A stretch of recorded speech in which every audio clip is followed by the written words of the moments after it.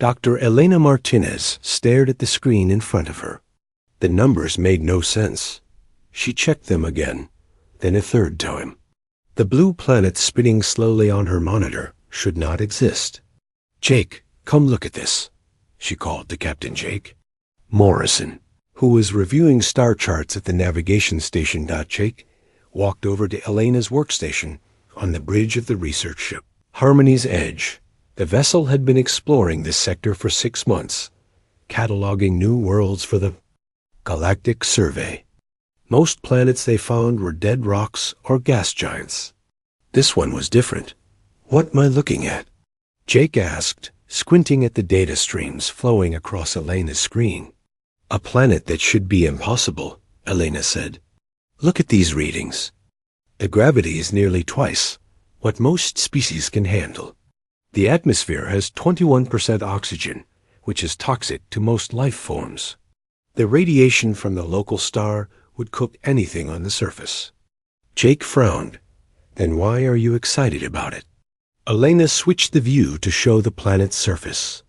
Green and blue swirled together in patterns that could only mean one thing.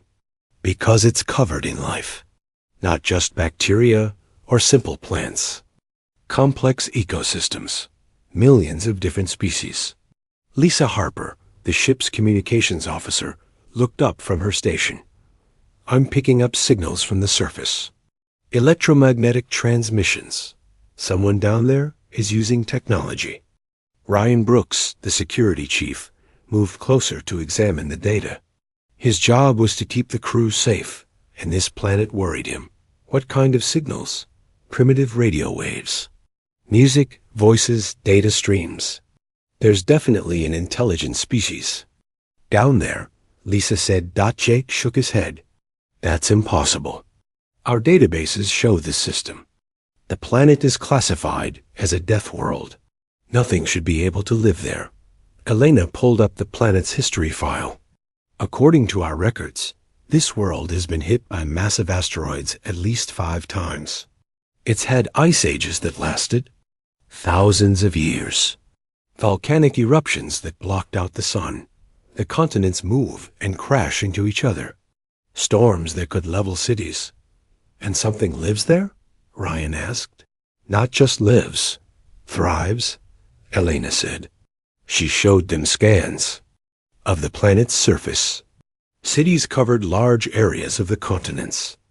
Lights showed activity even on the dark side of the world. Whatever species evolved here didn't just survive all those disasters. They built a civilization. Jake made a decision. "Set course for the planet, but keep us at a safe distance.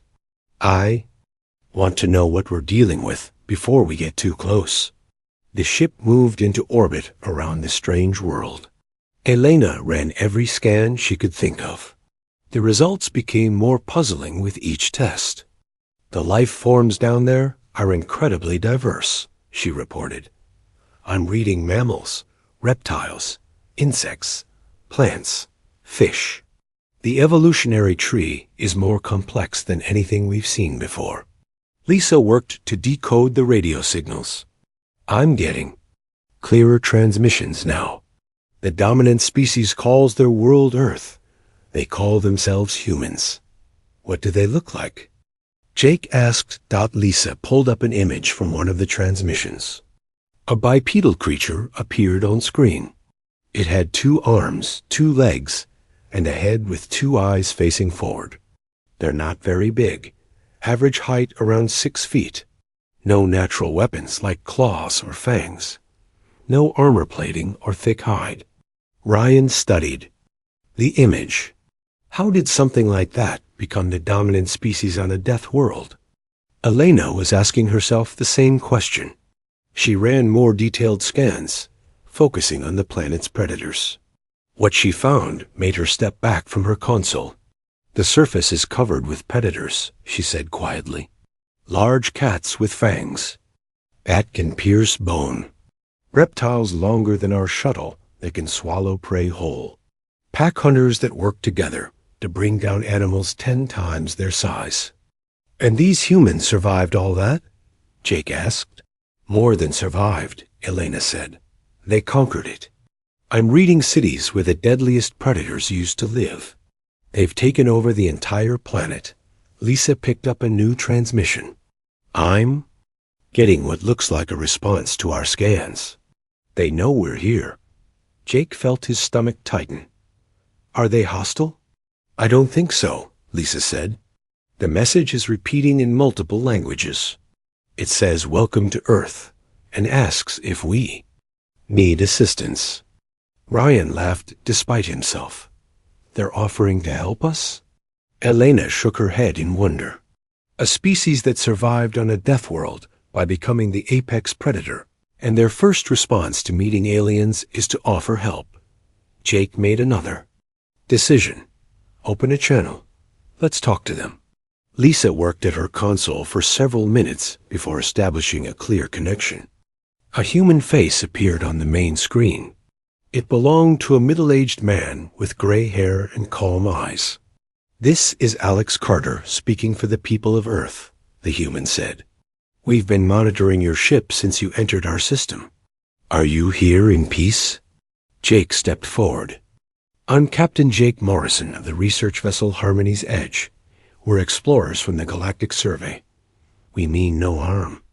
Alex smiled. Excellent. We've been wondering when we'd meet our neighbors. Would you like to send a team down to the surface? Jake looked at his crew. Elena was practically vibrating with excitement. Ryan looked worried but curious. Lisa was already preparing translation protocols. We'd be honored, Jake said. Good, Alex replied. Fair warning, though. Our world might seem a bit harsh to visitors. We'll make sure you're safe. But Earth has a way of testing people. It's how we got to be who we are. After the transmission ended, Jake turned to his crew. Thoughts? I need to study them, Elena said immediately. A species that evolved on a death world and became explorers instead of hiding in caves. This could change everything we know about evolutionary biology. Ryan was less enthusiastic. They seem friendly, but remember what kind of world shaped them. These aren't the peaceful traders we usually meet. These are predators. Maybe, Jake said. But they're also the first species we've met that offered help before asking what we wanted.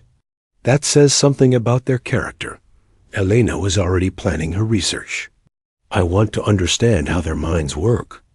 How does a species survive by becoming hunters instead of hiding? What made them explorers instead of territorial fighters? Guess we'll find out, Jake said. Prep the shuttle. We're going to meet the humans of Earth. As the crew prepared for first contact, none of them realized they were about to discover why evolution had turned Earth into a forge that created protectors instead of victims. They were about to learn what happened when a world demanded that its children become predators or die. The shuttle landed at what the humans called Andrews Air Force Base, just outside their capital city. Elena Martinez stepped onto Earth's surface and immediately felt the difference. The gravity was heavier than what her species was used to. The air felt thick and rich with oxygen. Every breath made her feel more alert. Alex Carter waited for them with a small group of humans. Elena noticed how they stood relaxed but ready, like predators at rest. Their eyes moved constantly, watching everything around them. Welcome to Earth, Alex said. This is Dr. Karen White, our lead scientist. Dan Coleman, our historian.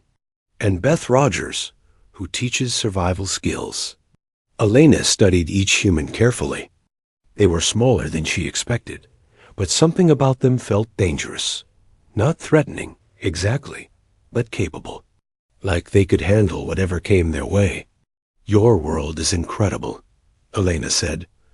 Our scans show it should be uninhabitable. Karen laughed. It tries to kill us regularly. We've just gotten good at not dying. They rode in human vehicles to a research facility. Elena watched the landscape through the window. Everything looked peaceful, but she knew from her scans that this continent had been covered in ice just 20,000 years ago. massive predators, had hunted here for millions of years. "How did your species survive the ice ages?" she asked Dan. "We learned to make fire, build shelters, and work together," Anne said. "When the climate changed, we adapted. When predators hunted us, we learned to hunt them back." Elena felt a chill. "You hunted the predators?" "Had to," Beth said simply. "They were hunting us. It was hunt or be food." At the research facility, Elena began her interviews. She spoke with dozens of humans, trying to understand how their minds worked. What she learned disturbed and fascinated her. Captain Jake Morrison met with General Patricia Hayes and veteran soldier Chris Anderson. They showed him human military history, battles where humans fought against impossible odds, wars where they refused to surrender even when defeat was certain. "Why do you fight each other?" Jake asked. "Most species in the galaxy live in peace." Chris looked surprised by the question. "Competition makes us stronger. Conflict teaches us new ways to solve problems. We don't fight because we hate each other. We fight because it's how we learn." Patricia added, "Every war taught us something new. Better strategies, better technology, better ways to work together. The species that never fight, never grow." Meanwhile, Elena was learning about human recreation with Dr. Paul Jackson and athlete Tracy Miller. What she discovered shocked her. "You jump out of flying vehicles for fun?" Elena asked, staring at videos of humans with parachutes. "Skydiving is just the beginning," Tracy said. "We climb mountains that can kill us. We race vehicles at deadly speeds. We explore underwater caves and frozen wilderness." "But why?" Elena asked. "Why seek danger?" Paul smiled. "Because danger teaches us who we are. When everything is safe and easy, you never discover what you're capable of. Humans need challenges." Elena watched videos of humans doing things that would terrify most galactic species. They rode wild animals. They fought each other in organized competitions. They created stories and movies about monsters and disasters. "You enjoy being frightened?" she asked. "Fear keeps us sharp," Tracy said. "A human who never feels fear is a human who's not paying attention. Fear tells us when we need to be ready to fight or run." Dr. Martinez spent days studying human behavior. She watched children play games that involved competition and conflict. She saw adults solve problems by trying multiple approaches until something worked. She observed how humans reacted to stress by becoming more focused, not less. Back on the ship, Elena shared her findings with Jake and the crew. "They're not like us," she said. "Most species develop technology to make life easier and safer. Humans develop technology to take bigger risks and face harder challenges." Jake had his own revelations. "I asked General Hayes about their worst military defeats." She smiled and started talking about what they learned from losing. "Most species hide their failures. Humans study them." Ryan Brooks had been observing human security forces. Their soldiers don't just train to fight enemies. They train to fight each other. They call it war games. They practice being both predator and prey. Lisa Harper had been studying human communications. Their entertainment is full of conflict. Stories about heroes facing impossible challenges. Characters who win by refusing to give up, even when logic says they should. Elena put the pieces together. Earth didn't just survive by accident. It created the species that thrives on adversity. When most creatures face danger, they try to escape. When humans face danger, they try to overcome it. "Is that good or bad?" Jake asked. "I don't know," Elena admitted. "They're friendly to us, but they're also the most dangerous species we've ever met. Not because they're evil, but because they never learn to accept defeat." Corinne White visited their ship to answer more questions. Elena asked her about human psychology. Why don't your people fear death the way other species do? Karen thought for a moment. We do fear death, but we fear meaningless death. Dying without accomplishing anything. Dying without protecting the people we care about. We'd rather die fighting than live hiding. But that's illogical, Elena said. Living is always better than dying. Is it? Karen asked. What's the point of living if you're too scared to actually live? Earth taught us that safety is temporary. Security is an illusion. The only real protection comes from being strong enough to face whatever comes. Elena was beginning to understand. Your world made you into predators because prey doesn't last long on Earth. Exactly, Karen said, but we're not mindless killers. We're protective predators.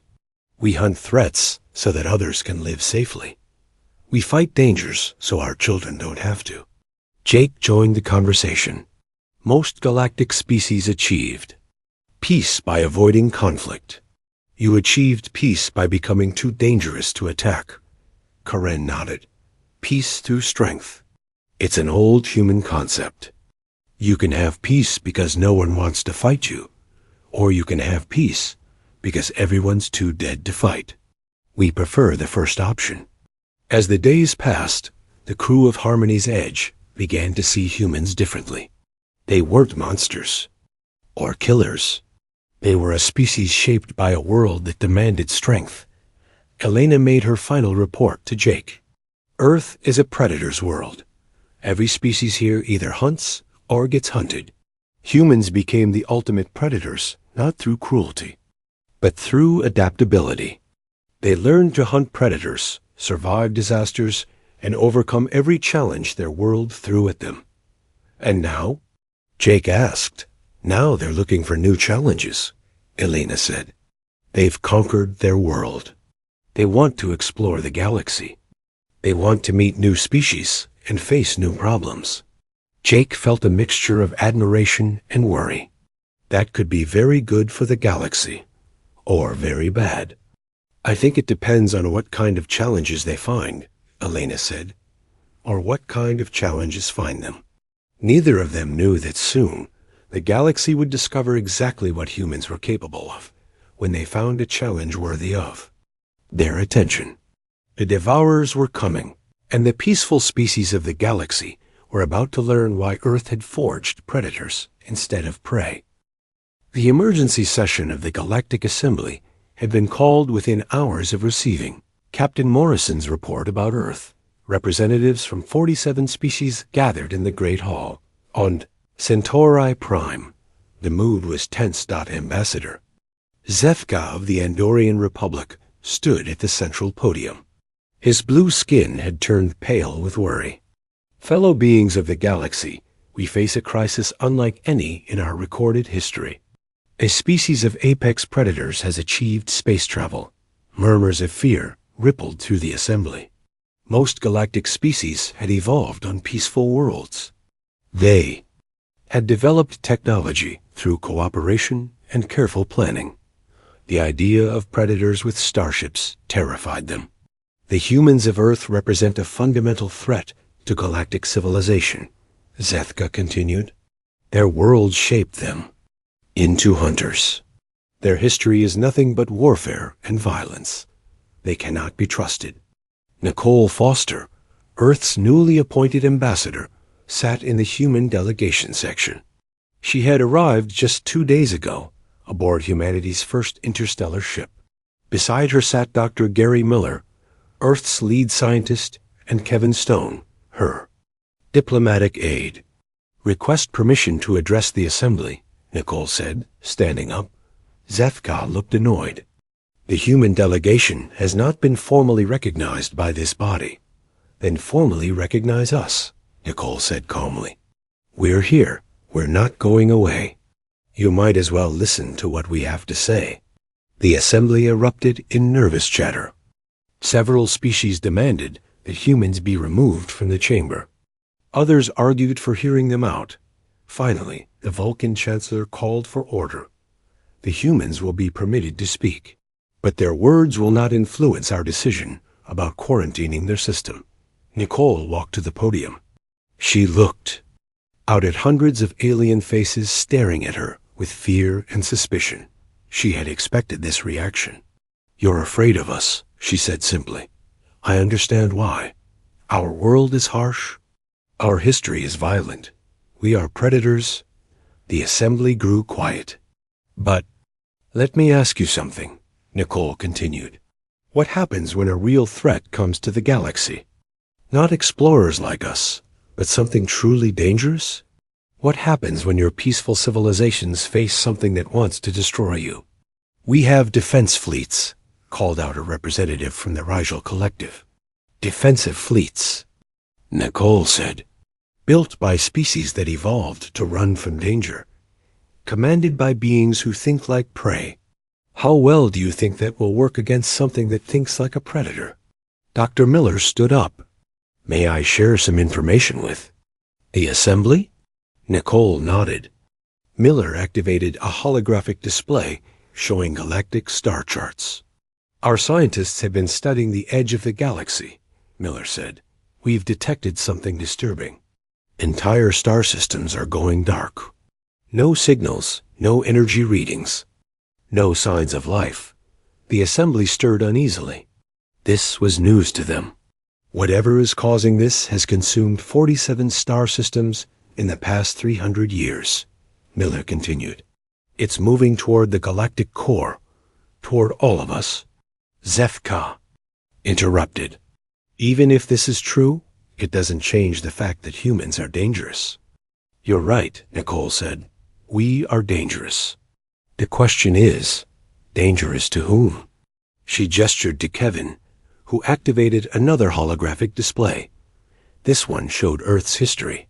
"My species faced extinction multiple times," Nicole said. "Ice, ages that should have killed us. Volcanic eruptions that blocked out the sun. Predators that hunted us for millions of years. Diseases that wiped out entire populations." The images showed human civilizations rising and falling, always rebuilding, always adapting. Each time, we could have given up. We could have hidden in caves and hoped for the best. Instead, we learned to fight back. We learned to hunt the hunters. We learned to overcome every challenge our world threw at us. "And now you want to hunt us," accused a delegate from the Centauri Federation. "No," Nicole said firmly. "We want to protect you." The assembly erupted in skeptical laughter. Nicole waited for quiet. "I know how that sounds. Predators claiming they want to protect prey. But consider this. On Earth, the strongest predators don't hunt everything they can. They protect their territory. They defend their pack." She looked around the assembly. "To us, this galaxy is our territory now. These worlds are our pack. Anything that threatens galactic civilization threatens us too." Admiral Ron Parker, Earth's military representative, stood up. "Our preliminary analysis of the Dark Zone suggests we're dealing with a hive mind species. Something that consumes entire worlds for resources. If they reach the populated systems, your current military doctrine won't stop them." "You don't know that," Zefka protested. "Yes, we do," Parker said bluntly, "because we've studied your military tactics. You're designed to minimize casualties and preserve resources. You fight defensive wars and retreat when necessary. Against a hive mind that wants to consume everything, that approach will get you eaten." Nicole stepped forward again. "We're not asking you to trust us because we're nice. We're asking you to use us because we're effective. Give us access to your data about the Dark Zone. Let us study this threat. Let us help you prepare for what's coming. And if we refuse?" asked the Vulcan Chancellor. Nicole shrugged. "Then you face whatever's out there with defensive fleets commanded by prey animals. Good luck with that." The debate continued for hours. Some species wanted to quarantine Earth immediately. Others argued for cautious cooperation. A few, led by the practical Centauri, began to see the logic in Nicole's proposal. Finally, A new voice spoke up. Commander Veltar of the Border Patrol ship Deep Horizon had just arrived with urgent news. The Dark Zone has expanded, he announced. 3 more systems went silent in the past week. Whatever is out there, it's accelerating. The assembly fell. Quiet. How long until it reaches populated space? Asked the Chancellor. At current rate of expansion, 18 months, Veltar said. Maybe less. Nicole saw her opportunity. 18 months to prepare for something that has consumed 50 star systems. Something your current military has never faced. Something that thinks like a hive-mind predator. She looked around the assembly. You can spend those 18 months arguing about whether to trust us, or you can spend them letting us help you get ready for the fight of your lives. Zethka tried one last protest. Even if we accept your help, how do we know you won't turn on us afterward? Because, Nicole sighed, predators don't destroy their own territory. We didn't survive on Earth by burning down our world. We survived by protecting it. This galaxy is our world now. The vote was close, but cooperation won by a narrow margin. Humanity would be allowed to study the threat and assist with preparations. They would be watched carefully, but they would be given a chance. As the assembly dispersed, Dr. Miller approached Nicole. Think we can do it?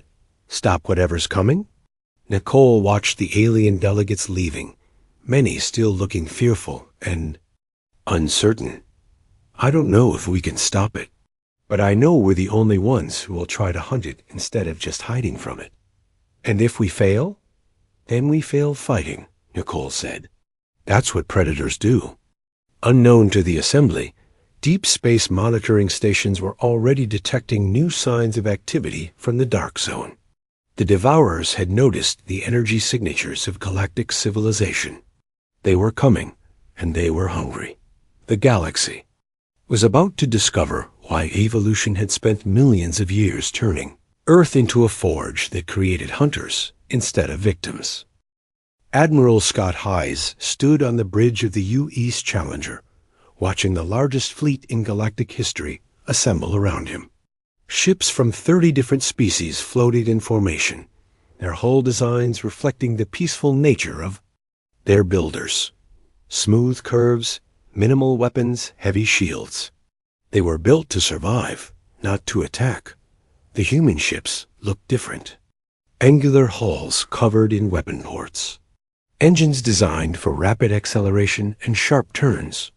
They looked like what they were, weapons built to hunt. Admiral, we're receiving final deployment orders from Fleet Command, reported communications. Officer Lisa Harper, who had transferred from the research ship to serve in the war effort. Put it on screen, Scott said. Captain Jake Morrison appeared on the display. He now commanded the Joint Forces Coordination Center, having become one of the few alien officers to truly understand human tactical thinking. The Devourers have entered the Outer Rim, Jake announced. Long-range sensors show, approximately, 10,000 hive ships moving toward the Kepler system. They'll reach the colonies there in 6 hours. Scott studied the tactical display. What's the civilian evacuation status? 70% complete, Jake replied. The remaining population is hiding in underground shelters, hoping the Devourers will pass them by. They won't, said Colonel Linda Davis from the tactical station. Our analysis shows they consume everything organic on a planet. Underground won't help. Dr. Karen White appeared on a secondary screen from the science vessel Discovery. We've completed our study of the captured Devourer bioship. The hive mind operates through quantum entanglement between individual units. If we can disrupt that connection, they lose coordination. How do we disrupt quantum entanglement across 10,000 ships? Asked Major Kate Sullivan, commander of the human strike teams. We make them afraid, Scott said simply. The alien officers in the fleet looked confused. Commander Veltar of the Andorian forces spoke up on the comm. Hive minds don't experience fear the way individuals do. No, Scott agreed, but they experience threat assessment. Right now, they see us as prey trying to escape. We need to make them see us as predators hunting them. Lieutenant Commander Greg Adams, Scott's tactical officer, pulled up the battle plan they had developed. The Galactic Fleet will engage the Devourers in standard defensive formation, draw their attention, and make them commit to a frontal assault. While we do what? Asked Admiral Vic Moe of the Centauri Defense Force. While we hunt, Scott said the human ships broke away from the main fleet and disappeared into hyperspace. Their destination was not the Kepler system, but the empty space behind the Devourer fleet. On the bridge of the Challenger, Dr. Elena Martinez watched the preparations with fascination. She had requested assignment to the human fleet to study their behavior during combat. You're planning to attack them from behind while they're focused on the main fleet, she observed. That's part of it, Scott said. But the real objective is psychological. Hive minds are efficient because they don't waste resources on fear or doubt. They calculate odds and proceed with optimal strategies. So you're going to give them something they can't calculate, Elena realized. Exactly. Prey. Animals are predictable. They run in straight lines away from danger. Predators are unpredictable. They circle around. They wait for the right moment. They attack from unexpected angles. The fleet dropped out of hyperspace behind the Devourer formation. Elena watched the sensor displays show thousands of bioships, each one the size of a city. They looked like massive insects crossed with starships, their hulls pulsing with organic life. Target the command nodes, Scott ordered. Don't try to destroy them all. Make them react to us instead of focusing on the colonies. The human ships opened fire with concentrated bursts, targeting specific points on the Devourer vessels. They weren't trying to cause maximum damage. They were trying to cause maximum confusion. The effect was immediate. The hive mind, which had been advancing in perfect formation toward the colonies, suddenly fractured its attention. Thousands of bioships turned to face this new threat. It's working, reported Major Sullivan from her strike fighter. The hive is splitting its focus. But the Devourers adapted quickly. Instead of pursuing the human fleet, they accelerated toward the colonies, trying to complete their consumption before dealing with the humans. They're ignoring us, Admiral Vic Moe reported from the main fleet, moving past our defensive line. Scott smiled grimly. Phase 2.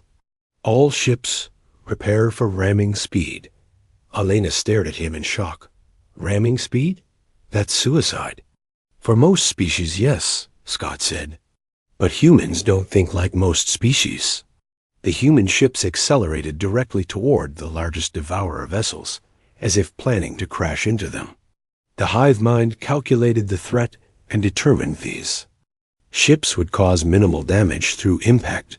Then, at the last second, the human ships opened fire with everything they had and veered away, leaving clouds of nuclear mines in their wake. The explosions tore through the Devourer formation. But more importantly, they demonstrated something the hive mind had never encountered: creatures willing to risk certain death to cause damage. They're stopping, reported Captain Pete Williams from the destroyer Vanguard. The entire fleet just halted.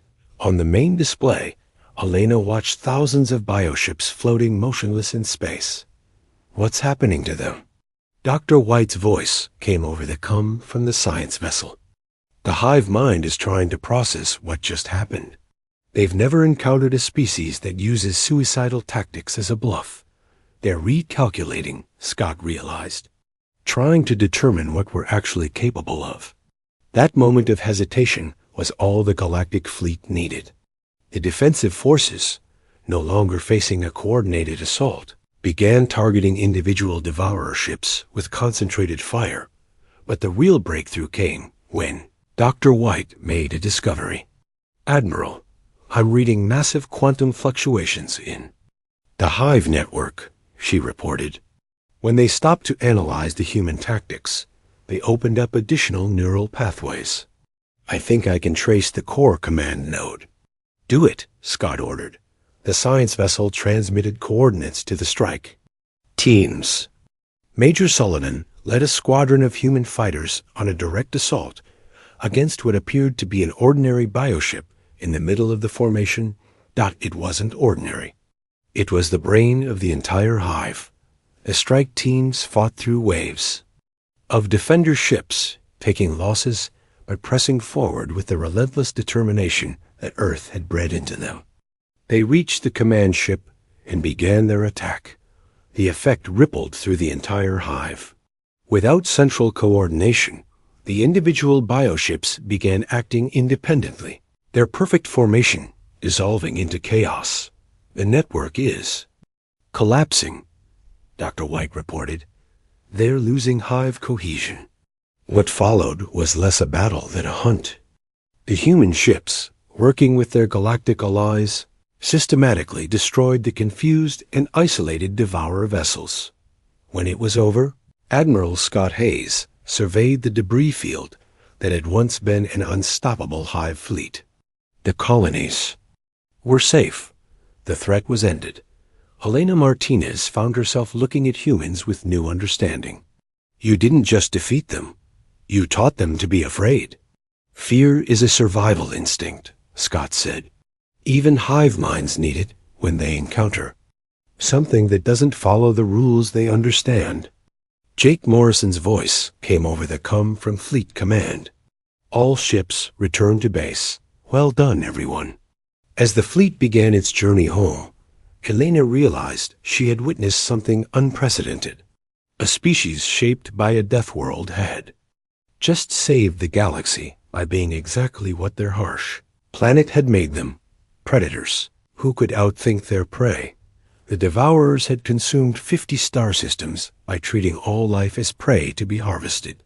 They had never encountered a species that refused to be prey, that turned the hunter into the hunted. Earth had forged its children in the fires of adversity, creating beings who could face any challenge.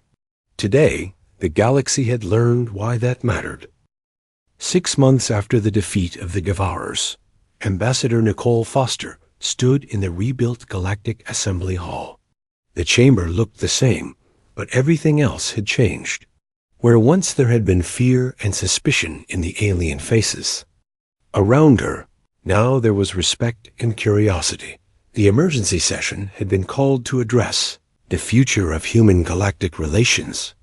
The war had ended, but the questions it raised were just beginning. The human delegation has requested permission to address the assembly, announced Chancellor Maldar, who had replaced the previous leadership after the crisis. Permission granted. Nicole walked to the podium, but this time she wasn't alone. Dr. Elena Martinez, the alien scientist who had first studied humanity, stood beside her. Their friendship had become a symbol of the new cooperation between species. 6 months ago, you were afraid of us, Nicole began. You saw us as dangerous predators who might threaten galactic peace. You weren't wrong about us being predators. You were wrong about what that meant. She gestured to Elena. Dr. Martinez has spent the past year studying my species. She's learned something important about the difference between predators and killers. Elena stepped forward. When I first encountered humans, I thought their violent history made them a threat to peaceful civilizations. What I discovered changed my understanding of evolution itself. She activated a holographic display showing Earth's timeline. Every species in the galaxy evolved to avoid conflict. We developed technology to make life safer and easier. We created societies based on cooperation and mutual protection. The display shifted to show other worlds. But those strategies only work when all parties want peace. When something like the Devourers appears, creatures that see all other life as food, peaceful responses become extinction sentences. Nicole took over the presentation.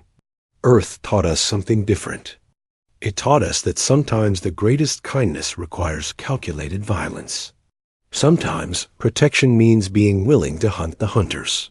Commander Zethka, the former critic of humanity, stood up. The war had changed his perspective completely. The humans saved us by being exactly what we feared they were. How do we reconcile that? By understanding what we actually are, said Dr. Gary Miller, who had just arrived from Earth with a proposal that would reshape the galaxy. Miller activated a new display showing the proposed Terra Core structure. Humanity wants to formalize our role in galactic defense, not as conquerors or rulers, but as the species that thinks like predators when thinking like prey isn't enough. Admiral Scott Hayes joined the presentation from a secure transmission. Terra Cores would be a joint human-alien organization. Humans provide the tactical thinking and willingness to take risks. Other species provide the resources, technology, and wisdom that come from peaceful development. The proposal was comprehensive. Human military advisors would work with galactic defense forces, teaching them to think aggressively when necessary. Human scientists would collaborate with alien researchers to develop new technologies. Most importantly, human psychologists would help other species overcome their evolutionary programming when facing existential threats. What about after the threats are gone? Asked Representative Yulson of the Rigel Collective. What happens? When humans have nothing left to hunt, Nicole smiled. Then we find new challenges. We explore unknown regions of space. We develop new technologies. We push the boundaries of what's possible. Captain Jake Morrison, now director of the Joint Exploration Program, provided examples. Human crews are already working with alien scientists to map the galactic core. We're planning expeditions to other galaxies. We're researching dimensional travel. Always looking for the next challenge, Elena observed with admiration. It's what we do, Nicole said. A human without challenges is a human who isn't fully alive. The assembly spent days debating the Terra Core's proposal. Some species worried about giving humans too much influence. Others argued that the war had proven humanity's value as protectors. The breakthrough came from an unexpected source. A transmission arrived from the furthest edge of galactic space. The automated probe ship Explorer had made contact with another galactic civilization. They call themselves the Harmony Collective, reported the probe's AI.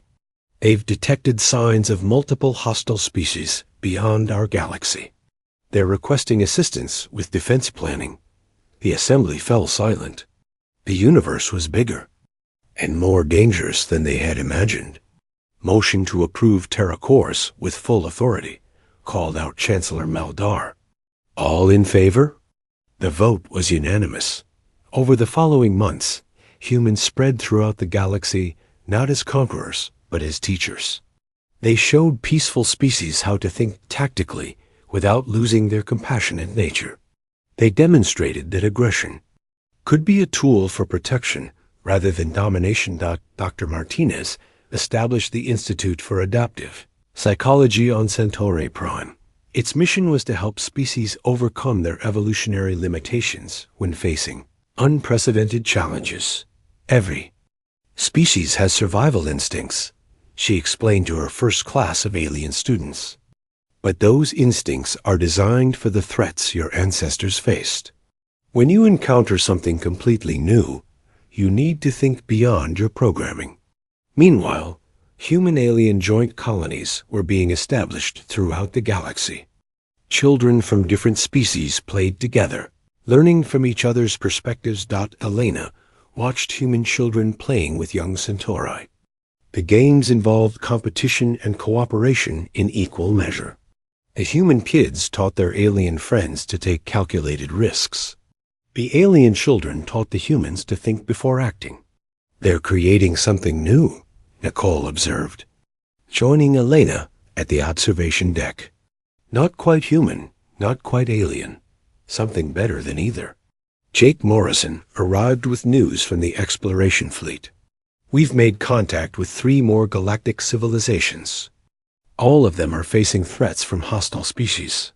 They're asking for TerraCore's assistance. The universe is a dangerous place, Nicole said, but it's also full of species worth protecting. Elena nodded. Earth created you to be protectors. Now you're protecting more than just Earth.